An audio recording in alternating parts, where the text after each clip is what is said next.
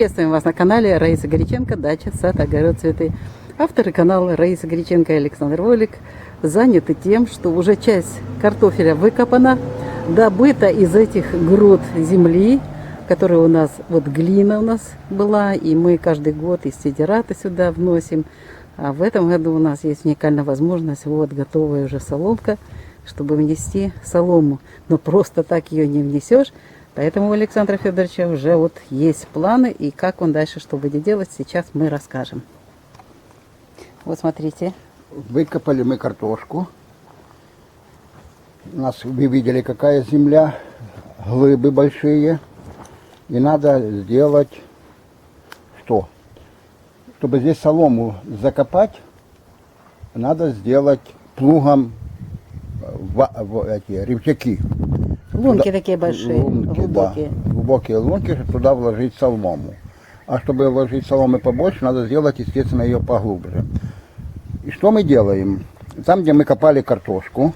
У нас там ряды между собой 1,20 м были, получается. 1,20 м, да. Так. Мы что, выкопали вот картошку, здесь яма получается.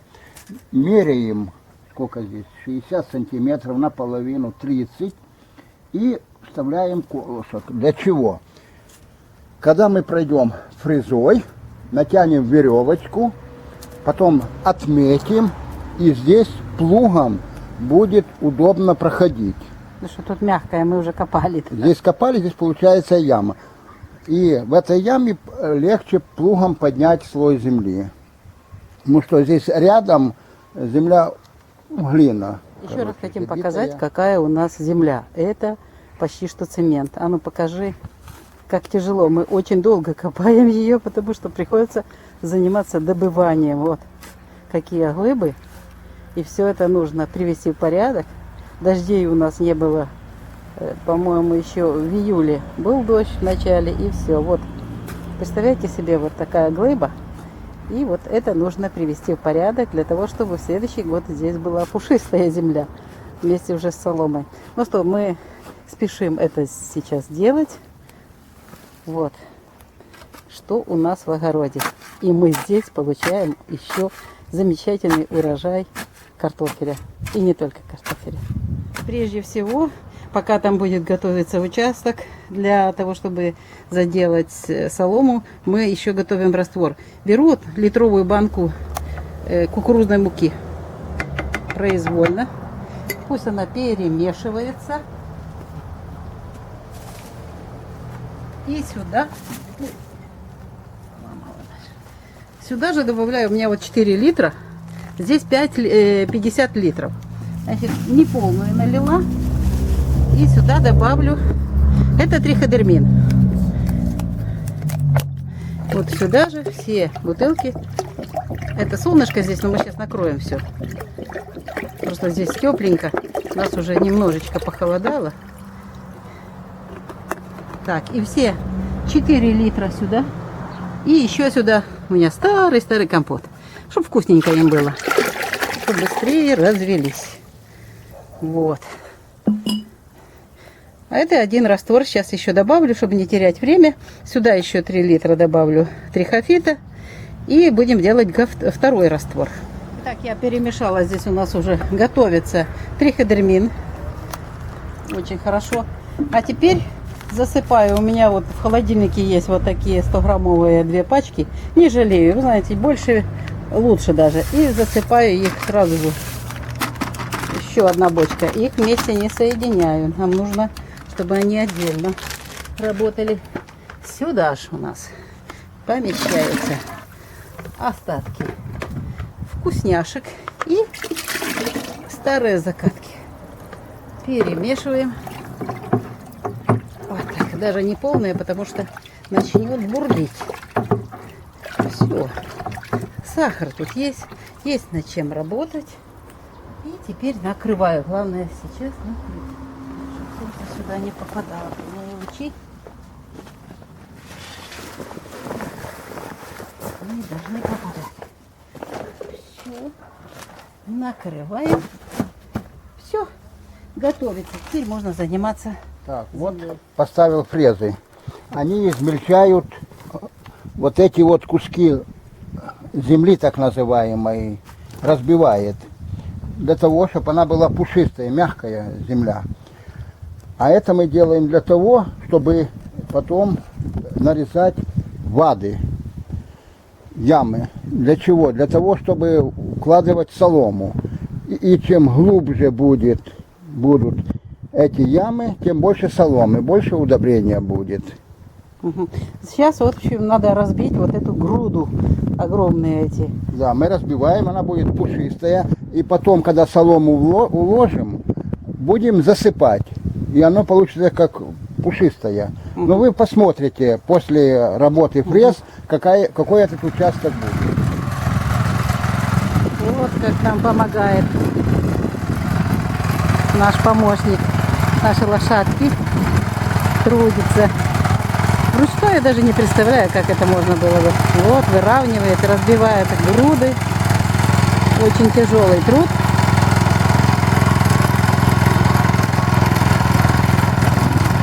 И вот так вот всю грядочку будет потихонечку туда-сюда, пока не выровняет полностью. Фрезами нашу Вот эта глину, грядочка, землю. Да? Да. И вот сейчас я покажу, какая она стала пушистая. Вот, видите, вот. Какая она после фрез пушистая. Теперь можно с ней работать. Вот видите, какая. Во. Дальше что мы делаем? У нас есть уже колышки. Мы оставили посредине ямки, где копали картошку. Завязываем веревочку. Целое дело. Да. Ну, И зато это удобно и качественно будет. сейчас и теперь- пойду там завяжу. Натянули Ага. мы шпагат вот, для того, чтобы пройти сапкой, отметить, где мы будем проходить плугом. Вот так вот мы делаем. Вот. Ветку делаешь, да? Да, метку. Так будет. Ну что, снова лошадки переоборудованы. Так, отметили мы сапкой. Ага. Такой маленький ровчик. Сузили крылья плуга. И что? Запускаем и будем делать проходы. Будем делать канаву. Да, для мы соломы. делаем сегодня первую, чтобы показать, потому что нужно, просят быстро это все, чтобы люди уже тоже начали это делать. Вот. А мы в основном уже завтра будем все делать, потому что сегодня весы, надо подготовить картофель к тому, чтобы его отправить уже перемыть. И ночью, когда охлаждение произойдет, нужно будет успеть в часов 11-12 заложить его на хранение, пока еще будет энергия стихии воздуха. Ну что, поехали.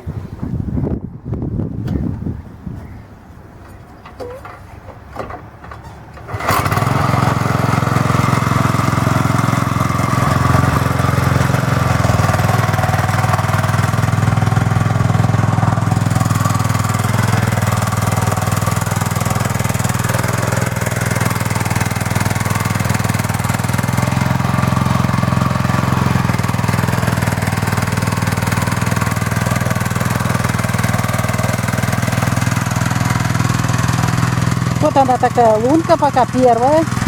Это будет не один раз проходить, для того, чтобы сделать лунку большую, глубокую. Вот один раз прошли.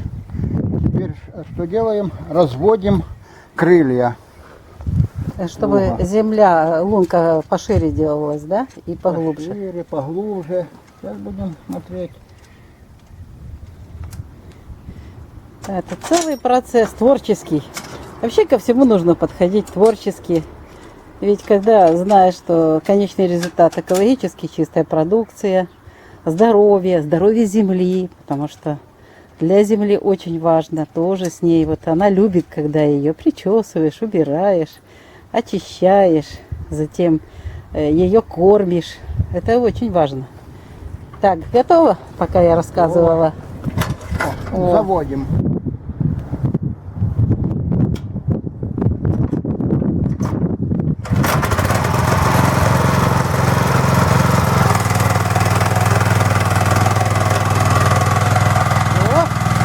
Совсем другое дело. И опять проход. Опять.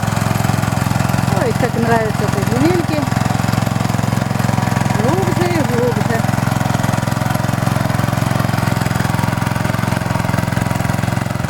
Я понимаю, что этого еще мало, да? Да, этого еще мало. Нужно еще сапкой отгорнуть, потому что когда плугом Вот это, идешь, вот эту землю, да? да, некуда земле Падать. именно Ложиться. подниматься, да, чтобы она разошлась. Да. Ага. Нам же нужно поглубже ямку. Ну да, покажи, как это ты И это будешь мы делать. вот нашей сапкой такая еще, румынская сапка, клепаная еще. Известно, сколько ей лет, так досталось. она. Огромная. Да. Так, И вот что делаем, отгортаем вот. Вот. Чтобы потом плугом идти и было куда земле. Угу. Отлично. Ого, какая уже получилась ямища. Ну, вот такой ров получается. Ну что, еще будем опускаться. Будем еще глубже ров делать. Ну давай. Чтобы больше соломы поместилось. Больше удобрения. Да, земля должна быть пушистая.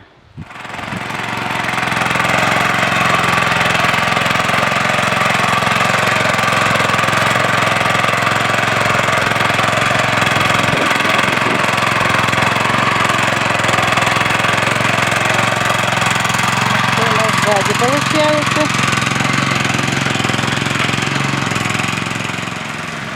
И еще один раз. Снова же плугом идет. Вот такой получился уже ров окончательный. Будем заливать водичкой и потом укладывать солому. Ну что, наш маленький ров, который превратился в большой ров, лунка, ров. И здесь уже мы залили водой. И здесь уже все подготовлено к тому, чтобы вот эту прекрасную солому, это золото для земли, отправить вот сюда, в эти лунки. Мы неспроста сегодня, именно сегодня это делаем, потому что температура уже сейчас будет ночью падать. И идет у нас время очень интересное, там в начале сентября. Возможны различные перепады, охлаждение почвы. И, естественно, не будет такого эффекта, который нам нужен при использовании триходермина. Триходермин поможет нам быстрее переработать вот это золото. Настоящее золото и цвет золота. Ну вот Александр Федорович сейчас вот это золото отправляет вот так вот в землю. Прекрасно. Наполняем полностью вот эти лунки полностью соломой. Золото. Очень удачная солома, чистая такая в этом году.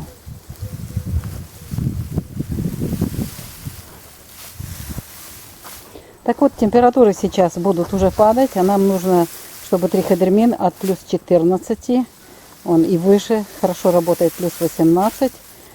Сегодня у нас как раз немножко прохладнее стало, нету такой жары, поэтому мы сегодня, уже после того, когда выкопали вчера картошечку, мы сегодня решили именно для вас, потому что мы дальше будем делать вот этот кусочек, все, завтра уже в знаке Скорпион, а сегодня мы делаем это для того, чтобы показать заранее, чтобы могли подготовиться. Я обещала, очень много вопросов было по подготовке почвы под картофель. И вот это сегодня мы выполняем вот эти все просьбы, как мы готовим раствор. Сейчас мы покажем, как мы уже будем его подготовленный использовать. Вот, и показываем, как мы соломой. Видите, нужно, чтобы солома замокла. Обязательно. Тогда будет идти вот этот процесс. И плюс ко всему мы еще будем добавлять к триходермину, к дрожжам хлебопекарским. Еще добавим аммиачную селитру. Для чего это? Это для того, чтобы ускорить вот этот процесс переработки соломы в органику, уже чистую органику. Этот процесс буквально в течение 1,5-2 месяцев завершится, и от селитры ничего не останется, зато будет очень хорошая переработанная вот эта вся солома в земле. Мы вам покажем, мы уже это делали, очень красивая, пушистая, черная просто земля, в которой затем прекрасно растут все овощи, ну и особенно картофель. Мы утром заготовки сделали. Вот смотрите, здесь у нас триходермин, прекрасно уже работает. Конечно, нужно быстренько. Вот, здесь мы вам уже показывали, а здесь дрожжи бурлят. Вот, теперь мы будем использовать вот эти прекрасные компоненты для того, чтобы подготовить живительный такой чудодейственный раствор, волшебный для соломы. Итак, беру лейку. Здесь у нас 7 литров. Беру отсюда гетриходермин у нас. Видите, какой прямо, ай, какая прелесть. Беру пол-литра на лейку на 7 литров.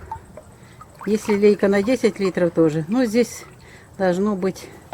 Так, получается, что я лишненькая набрала. Потому что я еще сюда сейчас буду пол-литра добавлять. И беру пол-литра вот с этой бочки.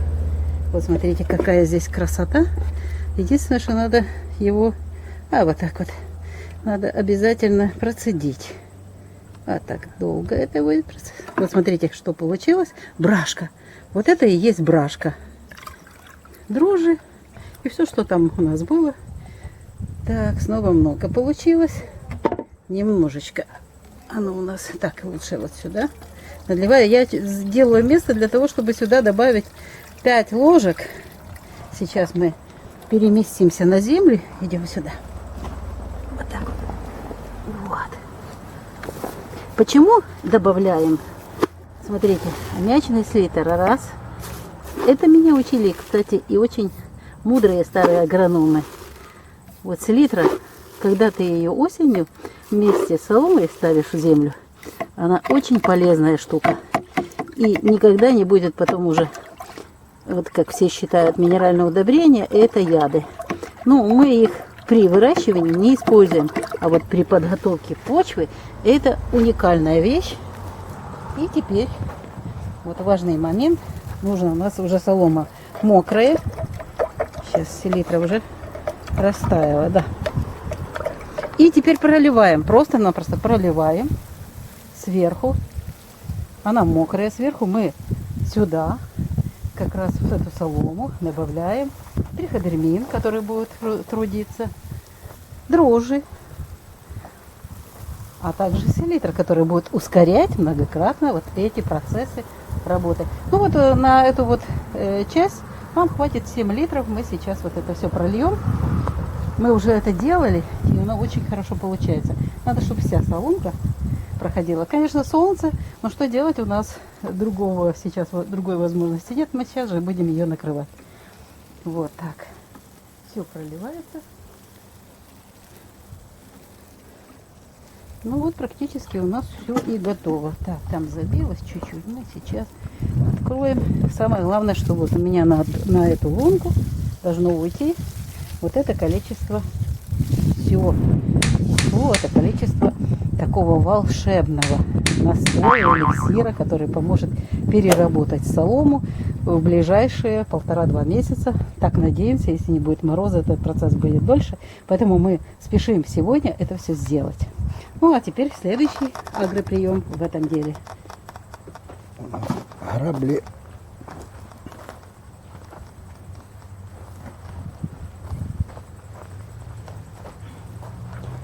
Грабельки и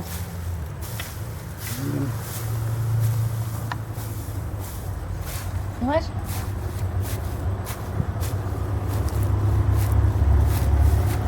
Уже? Так, а теперь задача это все укрыть земелькой. И начнутся важные процессы. Вот так. Процессы переработки соломы. Ценнейшего удобрения, натурального, органического удобрения. Можно, если нету деструктора целлюлозы, вот таким образом. Почему я делаю это, показываю вам. Можно вот таким образом очень просто вот это все сделать. Если есть деструктор целлюлозы, все равно нужна селитра. Она ускоряет вот этот процесс переработки соломы в органику. Ту органику, которая будет доступна.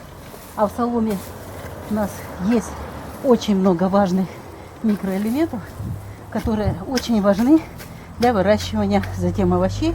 При переработке вот эти все макроэлементы станут доступными нашим растениям в следующем году. Вот таким образом сегодня Раиса Греченко и Александр Волик завершили первую вот эту часть, очень важную часть работы по подготовке почвы к следующему году. Здесь у нас снова же будет расти картофель, но кроме этого мы еще будем кое-что делать, но это будет в дальнейшем. На сегодня мы ответили на ваши вопросы по поводу того, как сделать волшебный раствор для переработки соломы.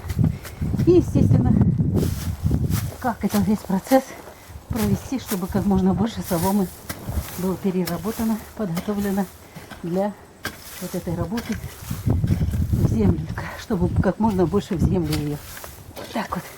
Сейчас вы видите в конечном итоге, какая у нас красота получится. Солнце не поступает, тепло. Ну и процесс пошел. Все. Процесс переработки соломы начался. Солома превращается в золото. Ну что ж, Раиса Греченко, Александр Волик прощаются с вами. До новых встреч в новых видео. Удачи вам. Берегите свою землю. Удобряйте ее. Давайте ей тоже питание, внимание выделяйте. И она, естественно, отблагодарит вас старицей. Хорошим урожаем. Ну, а мы прощаемся. До следующего видео на нашем канале. Пока-пока. Удачи вам.